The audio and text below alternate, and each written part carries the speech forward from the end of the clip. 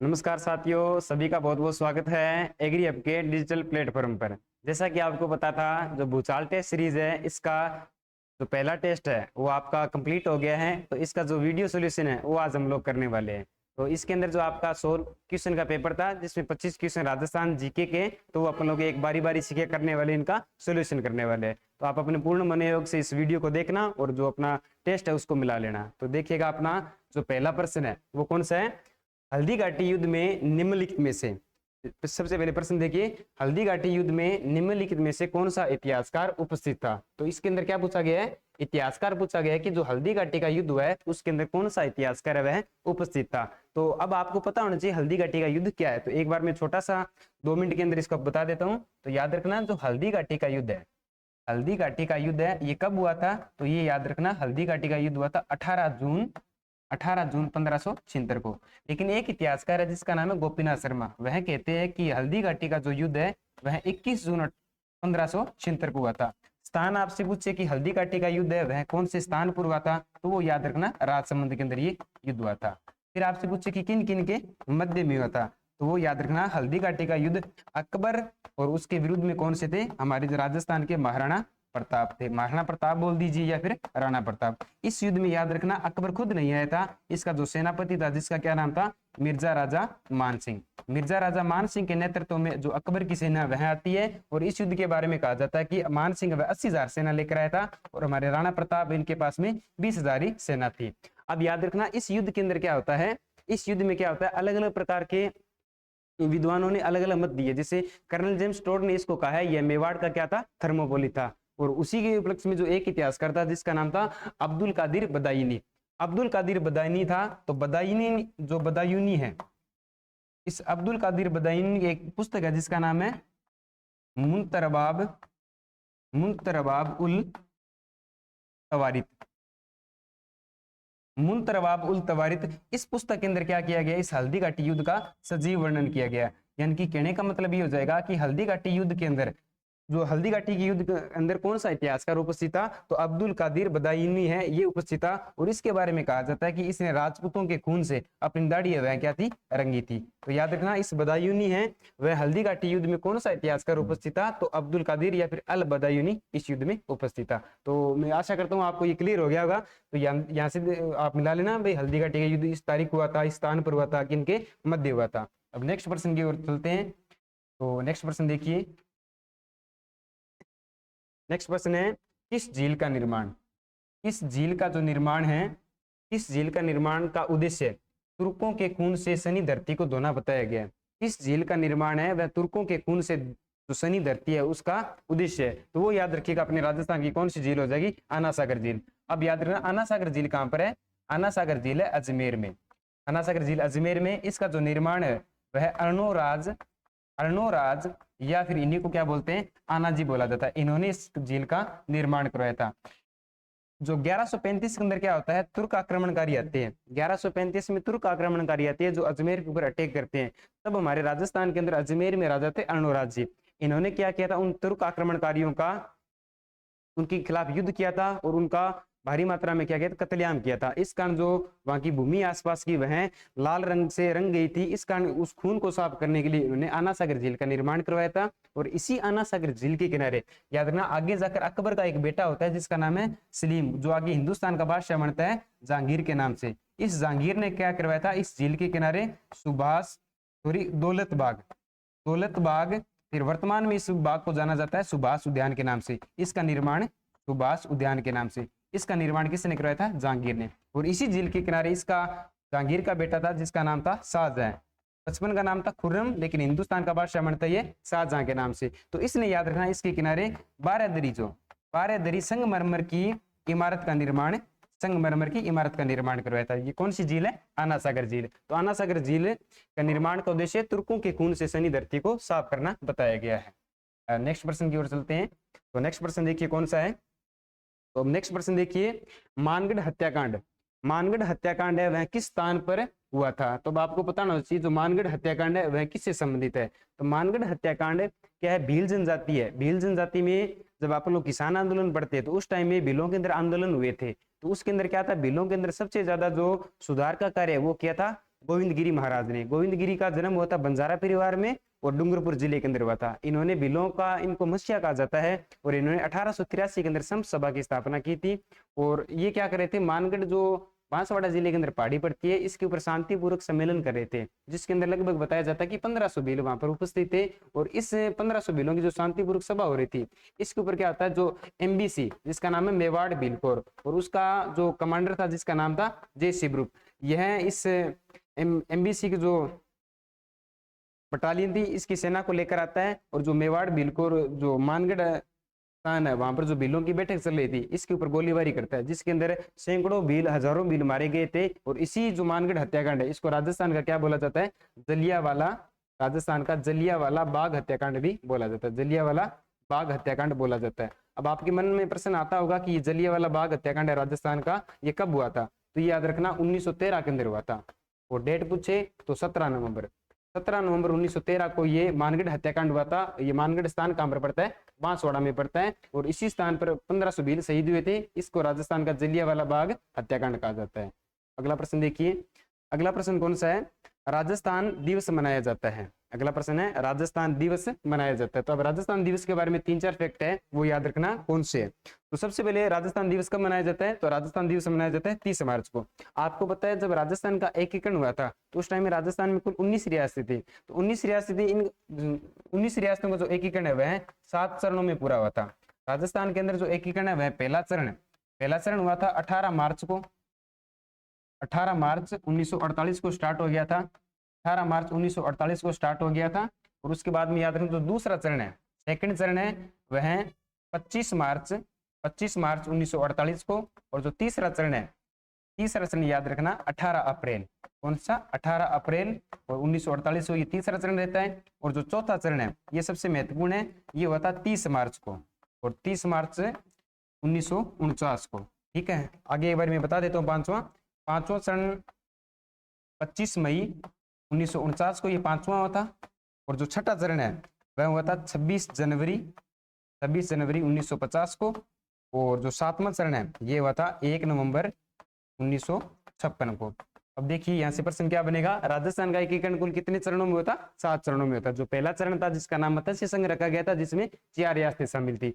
अब याद रखना राजस्थान का जो राजस्थान दिवस है वह 30 मार्च को मनाया जाता है। कारण क्या है कि जो चौथा चरण हुआ था इसमें राजस्थान की जो बड़ी बड़ी रियासतें थी, इसमें जैसलमेर, जोधपुर और जयपुर और बीकानेर, यह बड़ी बड़ी रियासतें इसके अंदर शामिल हो गई थी। तो इसके बाद में मान लिया गया था कि राजस्थान की लगभग रियासतें हैं वह क्या राजस्थान के अंदर जो एकीकरण है उसमें शामिल हो गई है। तो इसलिए 30 मार्च को राजस्थान का क्या मनाया जाता है, राजस्थान दिवस मनाया जाता है 30 मार्च को। तो अब याद रखना 1 नवंबर को क्या होता है, 1 नवंबर 1956 को राजस्थान को एक राज्य के रूप में मान्यता मिली थी। इसलिए आपसे पूछ ले कि एक राजस्थान का वर्तमान स्वरूप कब सामने आया था। राजस्थान का वर्तमान स्वरूप तो आया था 1 नवंबर को सामने, और राजस्थान दिवस है वह कब मनाया जाता है, 30 मार्च को। अगर कल्चर से जोड़कर पूछे कि राजस्थान दिवस है वह किस माह में मनाया जाता है, तो वो याद रखना चैत्र शुक्ल एकम को राजस्थान दिवस मनाया जाता है। और वैसे पूछे तो 30 मार्च को। तो मैं उम्मीद करता हूँ आपको क्लियर हो गया होगा। अगला देखिए प्रश्न कौन सा है, अगला इतिहास से प्रश्न है जो दे रखा है।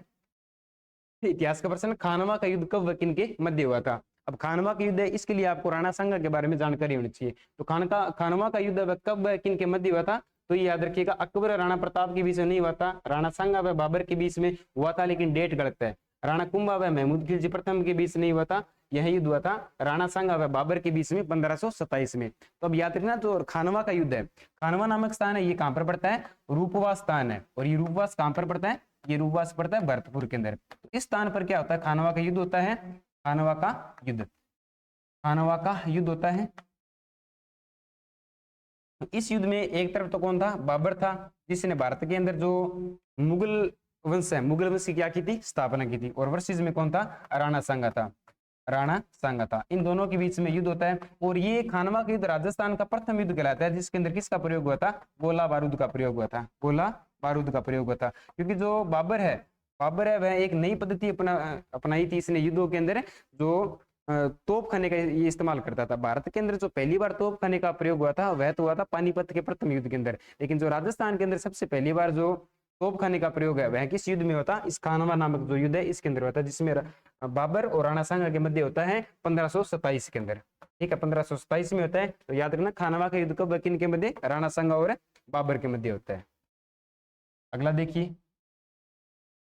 अगला है 1857 की क्रांति से प्रश्न है कि राजस्थान का वह कौन सा शासक था, राजस्थान का वह कौन सा शासक था जिसने जिसने राजपूताना से बाहर जाकर 1857 की क्रांति के दमन हेतु अंग्रेजों का सहयोग किया था। तो राजस्थान के अंदर 1857 की क्रांति, उस टाइम में राजस्थान में 6 कुल क्या थी, छावनियां थी, सैन्य छावनियां, जिसके अंदर नसीराबाद सैन्य छावनी सबसे महत्वपूर्ण थी। 2 सैन्य छावनियां ऐसी थी जिन्होंने 1857 की क्रांति में भाग नहीं लिया था। ठीक है, तो आपसे प्रश्न क्या पूछा है, राजस्थान का वह कौन सा शासक था जिसने राजपूताना से बाहर जाकर 1857 की क्रांति के दमन हेतु अंग्रेजों का सहयोग किया था। तो ऐसा राजस्थान का एकमात्र राजा कौन सा था, सरदार सिंह, जो बीकानेर का राजा था। इसने क्या किया था, राजस्थान से बाहर जाकर अंग्रेजों का सहयोग किया था। तो ये सरदार सिंह इसका सही आंसर हो जाएगा। वैसे राजस्थान के लगभग राजाओं ने 1857 की क्रांति में अंग्रेजों का ही सहयोग किया था। ठीक है, अब देखिए असुमिलित युग्म को छांटना है। इस प्रश्न के अंदर 3 युग्म है, वो तो क्या सही है, एक युग्म है वो गलत है। एक तरफ दुर्ग दे रखा है, एक तरफ इनका जो परिवर्तित नाम है वह दे रखा है। तो इसमें देखिए चित्तौड़गढ़, चित्तौड़गढ़ का दुर्ग है, चित्तौड़गढ़ दुर्ग का नाम क्या मिलता है, खिजराबाद। ये बिल्कुल सही बात है। जब अलाउद्दीन खिलजी ने आक्रमण किया था 1303 के अंदर, तब इसका नाम अपने पुत्र खिजर खान के नाम पर क्या रखा था, खिजराबाद रखा था। तो सिवाना दुर्ग है, इसके ऊपर भी किसने आक्रमण किया था, अलाउद्दीन खिलजी ने, तब इसका नाम क्या बदला था, खैराबाद। और जो जालोर दुर्ग है, इसका नाम बदलकर क्या किया था अलाउद्दीन खिलजी ने, जलालाबाद। तो याद रखना जो मोमिनाबाद है, मोमिनाबाद नाम किसका मिलता है, आमेर दुर्ग का मिलता है, आमेर दुर्ग का। लेकिन गागरून दुर्ग का ये नाम मोमिनाबाद नहीं मिलता, तो इसलिए इसका ये आंसर क्या हो जाएगा, सही हो जाएगा। ठीक है, तो अगला प्रश्न देखिए, अगला प्रश्न है कल्चर से संत धनाजी के बारे में पूछा। संत संप्रदाय टॉपिक है। संत धनाजी के बारे में असत्य कथन छाटना है, यानी कि 3 कथन तो क्या है, सही है, और 1 कथन क्या हो जाएगा, गलत है। तो देखिएगा क्लासरूम में तो ये सारी चीजें डिटेल से बता रखी है। तो देखिए संत धनाजी को राजस्थान में भक्ति आंदोलन का जनक कहा जाता है, बिल्कुल सही बात है। इनका जन्म दुहन गांव टोंक में होता, ये भी सही बात है। धनाजी के गुरु रामानंद जी को माना जाता है, ये भी बात ठीक है। धनाजी के जो उपदेश है वह सर्वंगी नामक ग्रंथ में, ये बात गलत है, क्योंकि धन्ना जी की उपदेश है वह धन्ना की क्या कहलाती है, आरती। तो धन्ना की आरती है, इसके अंदर क्या है, धन्ना जी के उपदेश मिलते हैं। और याद रखना जो सिखों के जो 5वें गुरु है, जिनका क्या नाम है, अर्जुन देव, इन्होंने जो इनका पवित्र ग्रंथ है गुरु ग्रंथ साहिब, इसके अंदर भी धन्ना के कुछ क्या लिए, उपदेश लिए। तो संत धन्ना जी, एक ये प्रश्न इंपॉर्टेंट हो जाता है, एक ये प्रश्न पूछा जाता है कि राजस्थान के अंदर जो भक्ति आंदोलन है उसकी शुरुआत करने वाले या फिर इसके जनक या फिर इसके संस्थापक कौन कहलाते हैं। तो वो याद रखना, राजस्थान में भक्ति आंदोलन के जनक या फिर शुरुआत करने वाले वो तो थे संत धन्ना जी। लेकिन जो संत दादू दयाल जी है, वो राजस्थान में भक्ति परंपरा को सबसे ज्यादा जो लोकप्रिय करने का काम है वो किसने किया था, संत दादू दयाल जी ने किया था। तो इसका सही आंसर कौन सा हो जाएगा, इसका चौथा आंसर है वो सही हो जाएगा।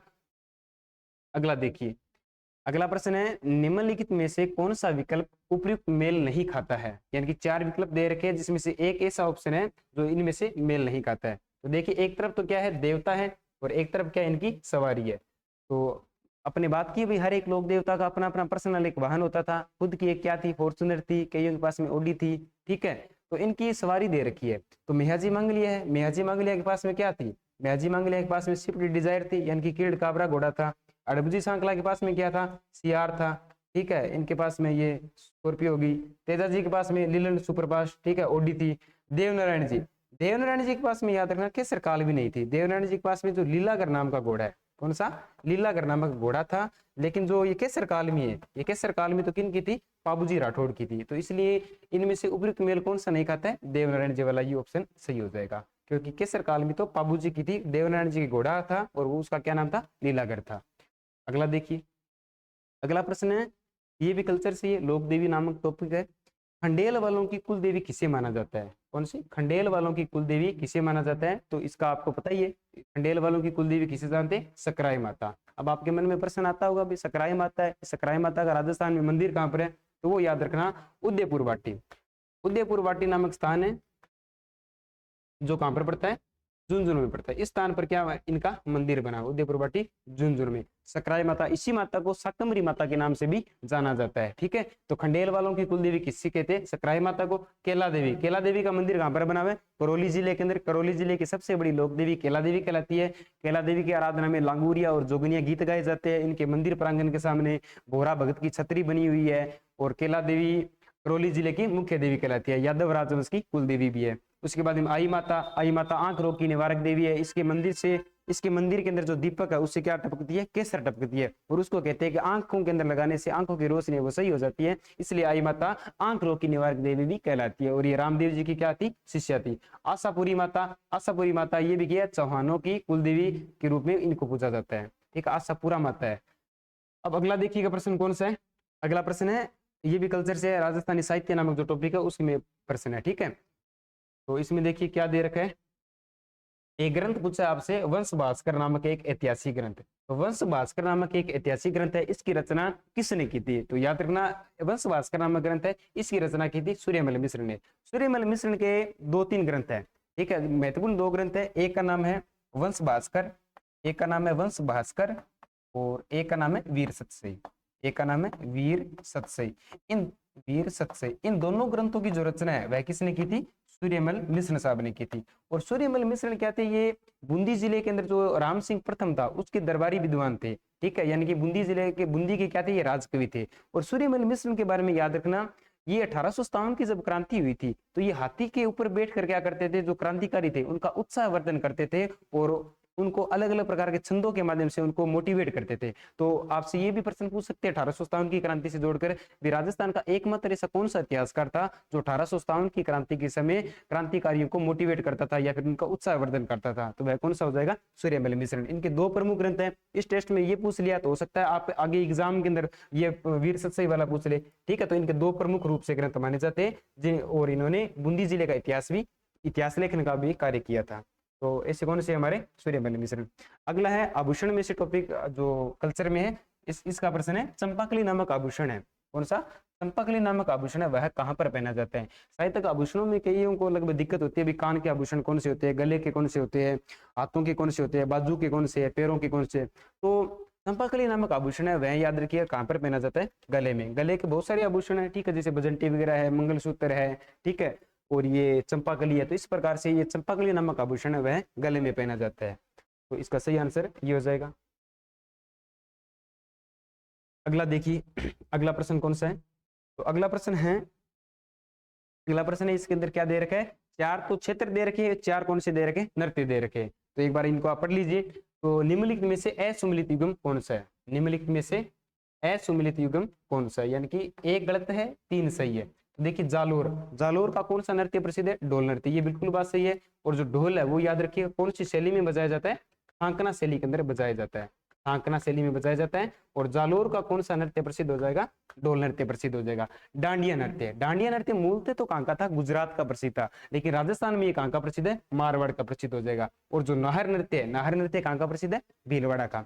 अब अगला आता है ये हमारा, इसका सही उत्तर तो कौन सा हो जाएगा, ये 3 नंबर है। तो याद रखना जो ये डांग नृत्य कहाँ का प्रसिद्ध है, जो नाथ द्वारा नामक स्थान है। नाथ द्वारा कहाँ पर पड़ता है, राजसमंद में। नाथ द्वारा का प्राचीन नाम था सिहाड़, ठीक है, और उसके बाद में वहां पर श्रीनाथ जी की मूर्ति स्थापित होने के बाद में उसका नाम क्या पड़ गया, नाथ द्वारा। तो नाथ द्वारा का प्रसिद्ध कौन सा है, डांग नृत्य, तो ये झालावाड़ नहीं हो जाएगा। लेकिन भूगोल में जब आप लोग पढ़ते हो ना डांग क्षेत्र, उसके अंदर सवाई माधोपुर, करौली और धौलपुर वाला क्षेत्र आता है। वो डांग क्षेत्र अलग है जहां पर डाकू या फिर दस्यु निवास करते हैं। लेकिन ये डांग नृत्य कहाँ का प्रसिद्ध है, जो नाथ द्वारा राजसमंद का प्रसिद्ध है, जहां पर वल्लभ संप्रदाय की क्या कहलाती है, प्रधान पीठ कहलाती है। तो इसलिए इसका सही आंसर कौन सा है, तीसरा हो जाएगा।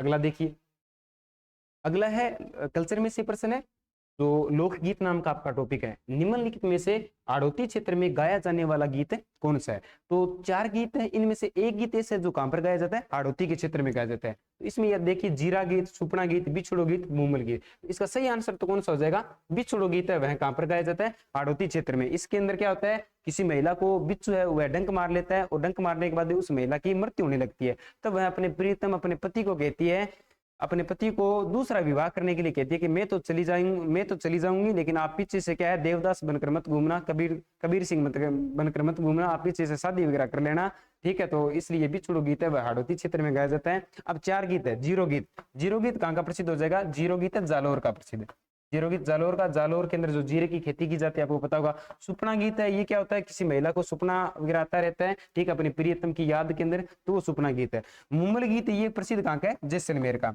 आपको पता होगा मेंदर और मुमल की आपने प्रेम कथा सुन रखी होगी, तो मेंदर और मुमल की प्रेम कथा है, उसके ऊपर ये आधारित कौन सा है, मुमल गीत है, और ये जैसलमेर के अंदर प्रसिद्ध रूप से है और जैसलमेर में गाया जाता है। तो इसका सही आंसर कौन सा है, इसका सही आंसर हो जाएगा सी नंबर। विश्व लोकगीत वह हाड़ौती क्षेत्र में गाया जाता है। नेक्स्ट देखिए, नेक्स्ट कौन सा प्रश्न है, महाशिवरात्रि। महाशिवरात्रि का पशु मेला किस स्थान पर आयोजित होता है? तो अब देखिए, जो भगवान शिव है, भगवान शिव की आराधना में राजस्थान में दो जगह पर मेले है वो आयोजित होते हैं। एक तो है धार्मिक मेला, कौन सा मेला, एक तो है धार्मिक मेला, एक है पशु मेला। अब याद रखना, जो धार्मिक मेला है वह तो होता है सिवाड़ सवाई माधोपुर के अंदर, सवाई माधोपुर में। सवाई माधोपुर में तो क्या आता है, इनका धार्मिक मेला आयोजित होता है। लेकिन जो पशु मेला है वह ध्यान रखना सवाई माधोपुर में नहीं होता है, वह करौली जिले में आयोजित होता है। जैसे तेजाजी है, तेजाजी महाराज का जो पशु मेला है वो तो होता है परबतसर नागौर में आयोजित, लेकिन जो धार्मिक मेला है वह कहाँ पर होता है, खरनाल स्थान है नागौर में, वहां पर। उसी प्रकार जो महाशिवरात्रि का जो पशु मेला है वह कहां पर आयोजित होता है, करौली जिले में। और क्लासरूम में तो ये 2-3 बार बता दिया, इसका सही आंसर डी हो जाएगा। अगला देखिए, राजस्थान का, ये भी कल्चर से, राजस्थान का जो दूसरा हवा महल है वह राजस्थान का दूसरा हवा महल कहा जाता है। तो याद रखना, राजस्थान का जो दूसरा हवा महल है वह किसे कहा जाता है, खेतड़ी महल को राजस्थान का दूसरा हवा महल कहा जाता है, जो झुंझुनू जिले में स्थित है, झुंझुनू जिले में स्थित हो जाएगा। अब आपके मन में आ रहा होगा प्रश्न, भी राजस्थान का फिर पहला हवा महल किसको कहते हैं? तो जो पहला हवा महल है वो कहां पर स्थित है, जयपुर में, जिसका निर्माण किसने करवाया था, सवाई प्रताप सिंह ने, जिसका निर्माण करवाया था सवाई प्रताप सिंह ने। और इसका निर्माण करवाने का उद्देश्य क्या था, वह अपनी रानियां थी उनको गणगौर की सवारी दिखाने के लिए किसका निर्माण कराया था, सवाई प्रताप सिंह ने। और इस महल के अंदर क्या है, 953 तो लगभग क्या लगी हुई है, 953 झरोके लगी हुई है, झरोके लगी हुई है। और 365 के आसपास में इस महल के अंदर क्या है, खिड़कियां। कौन सा, जो खिड़कियां, जो जयपुर का हवा महल है, ये तो राजस्थान का प्रमुख हवा महल है, और ये राजस्थान का क्या कहलाता है, दूसरा हवा महल या फिर मिनी हवा महल कहलाता है। तो ये आ गया होगा आपको समझ में। अगला प्रश्न देखिए, अगला प्रश्न किससे रिलेटिव है, ये भूगोल से रिलेटेड है। तो इसमें देखिए, राजस्थान के देशांतरीय एवं अक्षांशीय विस्तार के संबंध में सही युग्म है। तो इसके अंदर आपको अक्षांश और देशांतर के बारे में पूछा है। तो अब आपको जब तक अक्षांश और देशांतर का पता नहीं होगा, अक्षांश किसको कहते हैं, देशांतर किसको कहते हैं, तब तक आपको इसका आंसर नहीं पता होगा। तो याद रखना, एक बार मैं 1 मिनट बता देता हूँ। जो ये हमारा पृथ्वी है, इस पृथ्वी के अंदर जो ये भूमध्य रेखा है, इस भूमध्य रेखा के जो समांतर खींची जाने वाली इस प्रकार से जो रेखाएं होती है, इनको क्या बोला जाता है, अक्षांश बोला जाता है। ठीक है, इस प्रकार से जो रेखाएं खींची जाती है इनको अक्षांश बोला जाता है। और जो ये 0 डिग्री ये भूमध्य रेखा है, इसके जो लंबवत इस प्रकार से जो रेखाएं खींचती है, तो इनको क्या बोला जाता है, देशांतर बोला जाता है। आपने ग्लोब देखा होगा, तो ग्लोब के अंदर आपको पता ही है, तो इस प्रकार से जो रेखाएं खींचती है इनको क्या बोलते हैं, देशांतर। तो अब जैसे राजस्थान है, तो राजस्थान का ये ठीक है, अब राजस्थान है, ये राजस्थान यहाँ से स्टार्ट होता है 23 डिग्री 3 मिनट उत्तरी अक्षांश से लेकर 30 डिग्री 12 मिनट उत्तरी अक्षांश। और देशांतरी विस्तार यह है 69 डिग्री 30 मिनट पूर्वी देशांतर से लेकर 78 डिग्री 17 मिनट पूर्वी देशांतर, क्या है, राजस्थान का देशांतरी विस्तार है। ये तो हो गया। अब ये कितने अक्षांशों के मध्य है, तो आप 30.12 में से 23.3 घटाओगे तो ये कितना आ जाएगा, 7 डिग्री 9 मिनट, और इसमें से आप घटाओगे तो ये कितना आ जाएगा, 8 डिग्री 47 मिनट। इसलिए ये 8 डिग्री 47 तो देशांतरों के अंदर स्थित है, और 7 डिग्री 9 मिनट ये अक्षांशों के अंदर स्थित हो जाएगा। तो इसका सही आंसर कौन सा हो जाएगा, तो इसका पहले आपको याद रखना, कई बार क्या होता है एग्जामिनर ये आपको गलत करने के लिए पहले अक्षांश नहीं देता, देशांतर दे देता है। तो इसमें देशांतर है पहले, तो आप 8:47 वाला देखिए, 8:47 और 7 डिग्री 9 मिनट, तो इसका बी नंबर सही हो जाएगा। ठीक है, इसके अंदर ये 9 है, ये नहीं होगा। ठीक है, 8 डिग्री 47 और 7 ये हो जाएगा इसका सही आंसर। अगला देखिए, अगला ये भी भूगोल से संबंधित है प्रश्न। इसके अंदर क्या पूछा गया है, इसमें देखिए क्या प्रश्न पूछा गया है कि भैंसरोडगढ़ से बिजोलिया के मध्य, भैंसरोडगढ़ से बिजोलिया के मध्य स्थित पठार है वह क्या कहलाता है। तो राजस्थान में बहुत सारे पठार है, जैसे राजस्थान का सबसे ऊंचा पठार है वह कौन सा कहलाता है, उड़िया का पठार, जिसकी 1394 मीटर के आसपास ऊंचाई है, जो सिरोही जिले के अंदर स्थित है। अब भैंसरोडगढ़ से बिजोलिया के मध्य जो पठार है इसको क्या बोलते हैं, ऊपरमाल का पठार बोला जाता है। ऊपरमाल का पठार कहां से कहां तक है, भैंसरोडगढ़ जो चित्तौड़गढ़ का एक भाग है और बिजोलिया तक की क्या है, इस ऊपरमाल पठार का विस्तार है।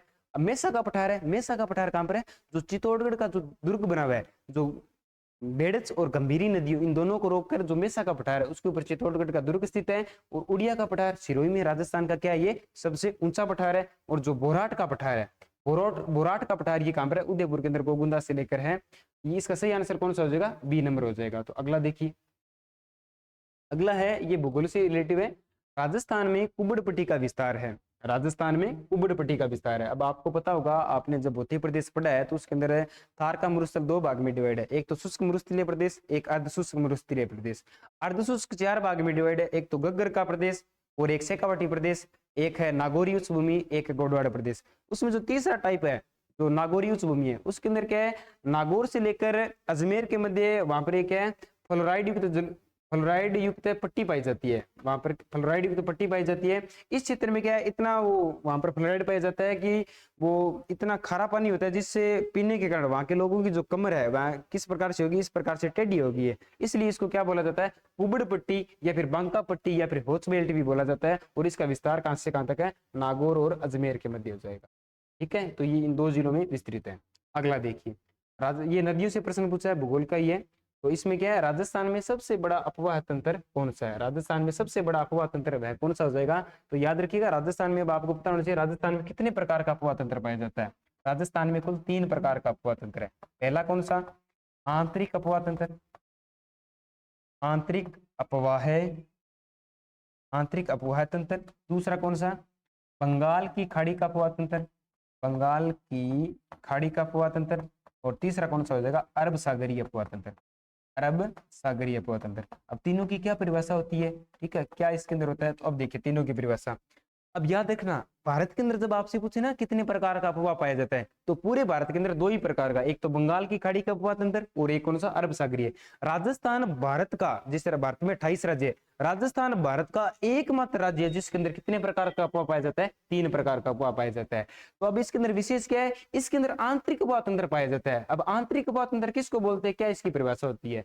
तो आंतरिक अपवाह तंत्र वह अपवाह तंत्र होता है जिसके अंदर जो नदियां होती है उनका उद्गम स्थल तो निश्चित होता है, लेकिन जो समाप्ति स्थल है वह निश्चित नहीं होता है। नदियां क्या होती है, या तो किसी मैदानी क्षेत्र में जाकर वहां पर विलुप्त हो जाती है, या फिर मरुस्थलीय क्षेत्र में जाने के बाद में विलुप्त हो जाती है। यानी कि उद्गम स्थल तो निश्चित होता है, लेकिन जो समाप्ति स्थल है वह निश्चित नहीं होता है। तो ऐसा कौन सा अपवाह होता है, आंतरिक अपवाह तंत्र। अब बंगाल की खाड़ी, ऐसी नदियां जो अपना जल या तो प्रत्यक्ष रूप से किसके अंदर गिराए, बंगाल की खाड़ी में, या फिर अप्रत्यक्ष रूप से बंगाल की खाड़ी में गिराए। अब आपको मन में प्रश्न आएगा, अप्रत्यक्ष रूप से कैसे, जैसे सुनिए, एक चंबल नदी है, चंबल नदी इधर जानापाव की पहाड़ियां मध्य प्रदेश से निकलती है और इधर किसके अंदर मिल जाती है, यमुना नदी में मिल जाती है। यमुना किसकी सहायक नदी है, गंगा की। गंगा आगे जाकर कहां पर गिरती है, इधर बंगाल की खाड़ी में गिरती है। इसलिए चंबल नदी है वो प्रत्यक्ष रूप से तो अपना जल बंगाल की खाड़ी में नहीं गिरा रही है, लेकिन अप्रत्यक्ष रूप से दूसरी नदियों के माध्यम से वह कहां पर जा रही है, बंगाल की खाड़ी में जा रही है। तो यानी कि ऐसा अपवाह तंत्र बंगाल की खाड़ी का। और अरब सागरीय, वह नदियां जो अपना जल प्रत्यक्ष या फिर अप्रत्यक्ष रूप से कहां पर गिराए, अरब सागर में गिराए, वह अरब सागरीय। अब याद रखना, आंतरिक अपवाह तंत्र राजस्थान में 60% पाया जाता है, बंगाल की खाड़ी का अपवाह तंत्र है वह 24% पाया जाता है, और जो अरब सागरीय अपवाह तंत्र है वह राजस्थान में 16% है। तो राजस्थान में सबसे बड़ा अपवाह तंत्र कौन सा हो जाएगा, आंतरिक अपवाह तंत्र सबसे बड़ा हो जाएगा। तो इसका सी नंबर ऑप्शन। अगला देखिए, अगला ये भी भूगोल से रिलेटेड है। तो प्रश्न क्या है, प्रश्न एक बार पढ़ लीजिए। शीतकालीन वर्षा, शीतकालीन वर्षा माउट की उत्पत्ति होती है। अब शीतकालीन वर्षा कौन सी, यानी कि शीतकालीन जो सर्दियों का टाइम होता है उसमें जो वर्षा होती है उसको क्या बोलते हैं, माउट बोलते हैं। ठीक है भाई। अब माउट की जो उत्पत्ति होती है वो ध्यान रखना कहां पर होती है, भूमध्य सागर में। अब माउट की भूमध्य सागर से उत्पत्ति होती है, और ये पश्चिमी जेट स्ट्रीम धाराओं के द्वारा कहां पर आती है, इधर अपने भारत की तरफ आती है। और भारत के अंदर जो इधर वाला जो ये भाग है, इधर वाला जो ये भाग है,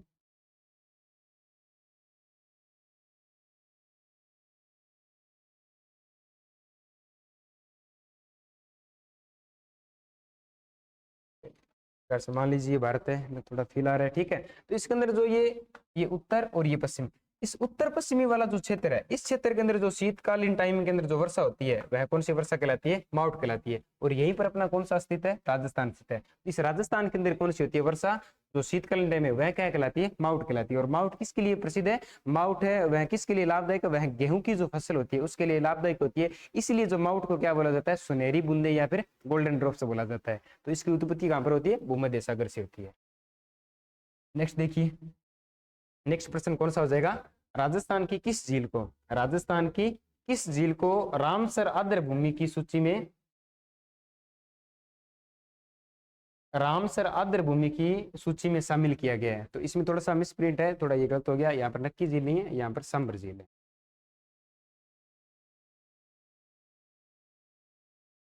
ठीक है, तो इसका सही आंसर कौन सा हो जाएगा? सांभर झील हो जाएगा।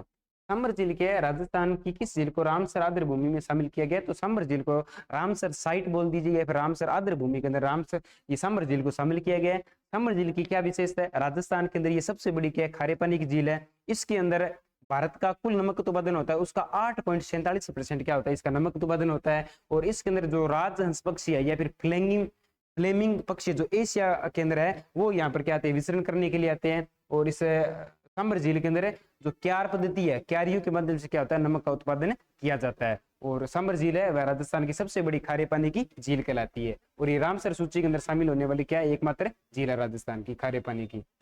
अगला देखिए, अगला प्रश्न कौन सा है? ये भूगोल का ही प्रश्न है जो राजस्थान की जो मृदा है वहां से लिया गया है। राजस्थान में पाई जाने वाली वह मिट्टी जिसमें नमी को रोकने का गुण निहित है वह कौन सी मिट्टी है? यानी कि राजस्थान की ऐसी कौन सी मिट्टी है जिसके अंदर जो पानी है उसको रोकने की क्या होती है? क्षमता पाई जाती है, नमी की पाई जाती है। तो वह कौन सी मिट्टी हो जाएगी? वह काली मृदा हो जाएगी। काली मृदा की क्या विशेषता है? काली मृदा के अंदर जब आपने इस मिट्टी के अंदर पानी एक बार लगा दिया तो वह पानी क्या होता है? जड़ों के अंदर ही बना रहता है, वह नीचे नहीं जाता है। इसलिए काली मृदा को क्या बोला जाता है? कपास मृदा या फिर रेंगूर मृदा भी कहा जाता है, क्योंकि काली मृदा वह कपास की कृषि के लिए सबसे ज्यादा क्या कहलाती है? लाभदायक कहलाती है। और कपास के अंदर क्या होता है? आपको 10-15 दिन के अंदर उसके अंदर पानी वो देना पड़ता है। और लेकिन काली मृदा के अंदर आपने एक बार पानी दे दिया तो वह कई दिनों तक क्या होता है? जड़ों के अंदर बना रहता है। इसलिए कपास की कृषि के लिए सबसे ज्यादा महत्वपूर्ण या फिर लाभदायक कौन सी मृदा होती है? काली मृदा। और राजस्थान के अंदर जो काली मृदा है इसका विस्तार कहां पर पाया जाता है? हाड़ौती के पठार में इसका विस्तार पाया जाता है। और हाड़ौती का पठार कहां पर हो जाएगा? 4 जिलों में विस्तार है। काली मृदा का वैज्ञानिक नाम पूछे तो कौन सा नाम हो जाएगा? वर्टिसोल मृदा हो जाएगा। ठीक है, अगला प्रश्न देखिए। ठीक है, अगला प्रश्न देखिए, इसका कौन सा है? ये सीधा सा ये फैक्ट ही पूछा गया है। राजस्थान की जो फसलें हैं वहां से प्रश्न है इसका। राष्ट्रीय सरसों अनुसंधान केंद्र राजस्थान के किस स्थान पर स्थित है? तो राष्ट्रीय जो सरसों अनुसंधान केंद्र है तो ये सीधा फैक्ट है, सेवर भरतपुर नामक स्थान है, वहां पर क्या है? राष्ट्रीय सरसों अनुसंधान केंद्र स्थित हो जाएगा। अगला देखिए, अगला कौन सा है? अच्छा, ये 99 और ये लास्ट प्रश्न है भाई। ठीक है, आज के टेस्ट का अपना अंतिम प्रश्न रहेगा जो कौन सा है? रामगढ़ की अर्धचंद्राकार पहाड़ियां कौन सी? रामगढ़ की अर्धचंद्राकार पहाड़ियां निम्नलिखित में से कौन से प्रदेश में स्थित है? तो रामगढ़ की अर्धचंद्राकार पहाड़ियां जैसे राजस्थान का जो भौतिक प्रदेश है वह हरिमोहन सक्सेना साहब के अनुसार राजस्थान का भौतिक प्रदेश 4 भाग में डिवाइड है। एक तो थार का मरुस्थल, एक अरावली पर्वतीय प्रदेश, एक पूर्वी मैदानी प्रदेश और एक कौन सा है? दक्षिण पूर्वी पठारी प्रदेश या फिर हाड़ौती का पठार। हाड़ौती का पठार है उसका जो वर्गीकरण है वह 2 पार्ट में किया जाता है। एक तो किया जाता है विंध्यन कगार भूमि, एक किया जाता है दक्कन के पठार के रूप में। तो दक्कन का जो विंध्यन कगार भूमि है उसके अंदर रामगढ़ की पहाड़ियां और अलग अलग प्रकार की जो कुंडल की पहाड़ियां वो पाई जाती है। तो याद रखना जो रामगढ़ की पहाड़ियां हैं, रामगढ़ की अर्धचंद्राकार पहाड़ियां वह कहां पर पाई जाती है? शेखावाटी नहीं होगा, वागड़ नहीं होगा, डांग नहीं होगा, तो इसका कौन सा हो जाएगा? विंध्यन कगार क्षेत्र हो जाएगा। वहां पर रामगढ़ की अर्धचंद्राकार पहाड़ियां पाई जाती है। और ये राजस्थान की या फिर भारत की क्या एक रामसर साइट भी है। राजस्थान में 2 रामसर साइटें हैं। एक तो कौन सा? एक तो ये रामगढ़ की पहाड़ियां जो बूंदी जिले में पाई जाती है, और एक कौन सा हो जाएगा? जो सांभर झील है वो रामसर साइट में शामिल है। तो इस प्रकार से अपन लोगों ने जो 25 क्वेश्चन आपके जीके गए वो सारा सोल्यूशन कर लिए। मैं उम्मीद करता हूँ सभी को समझ में आ गया होगा। अगर कोई कमी समी रह गई है तो आप कमेंट कर बता दीजिएगा। और जो आगामी जो आपका टेस्ट होगा भूचाल टेस्ट सीरीज का, सभी ज्वाइन कीजिएगा। आपके जो भाई बंधु है उनको शेयर कीजिए, लाइक कीजिए, सब्सक्राइब कीजिए चैनल को। तो इन्हीं शब्दों के साथ में सभी भाई बंधुओं का बहुत बहुत फिर से एक बार धन्यवाद। शुभ रात्रि।